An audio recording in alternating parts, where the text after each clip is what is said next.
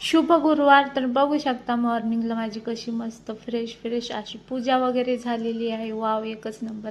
तर श्री गुरुदेव दत्त. बघा, सगळ्यांनी दर्शन घ्या माझ्या दत्त महाराजांचा. आणि असा अभिषेक वगैरे झालेला आणि मग लगेच लागले स्वयंपाकाला. म्हटलं चला पटापटा नाही का स्वयंपाक करून घेऊया.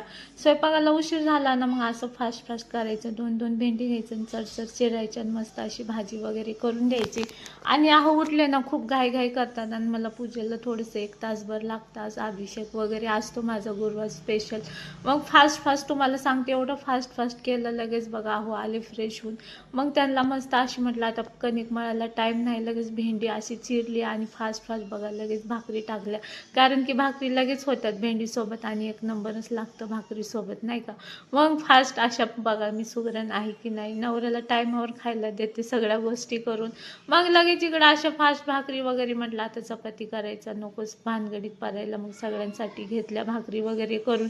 आणि रात्रीची भाजी होती, म्हटलं गरम करून घेऊया. माय फेवरेट वांगीची भाजी रात्री मी एक्स्ट्राच करते, कारण की दुसऱ्या दिवशी खूप छान लागते. मग अशी मस्त रात्री भरवा भेंडी केलती. आणि आता ख्रिसमसच्या सुट्ट्या आहेत, तर बघा कसं झोप चालली निवांत. जाऊन द्या म्हटलं, पोरांच्या मागे किती लागायचं, रोजचं स्कूल असतो. आणि मग पोरांसाठी म्हटलं ते लोक भाकरी तर नाही खाणार. मग त्यांच्यासाठी आता वटाणा आलाय बाजारात खूप सारा आणि अर्धा पोटातच जातो छिलता. मग मस्त असं वटाणा भात करावं म्हटलं पोरांसाठी. वटाणा खात पोरांसाठी मस्त असं वटाणा भात करून घेतला. आणि पोरगी माझी उठलेली तोपर्यंत असं फास्ट मम्मा दे मला म्हणत होती. मग त्यांच्यासाठी असं मस्त वटाणा भात वगैरे बनवून झाला.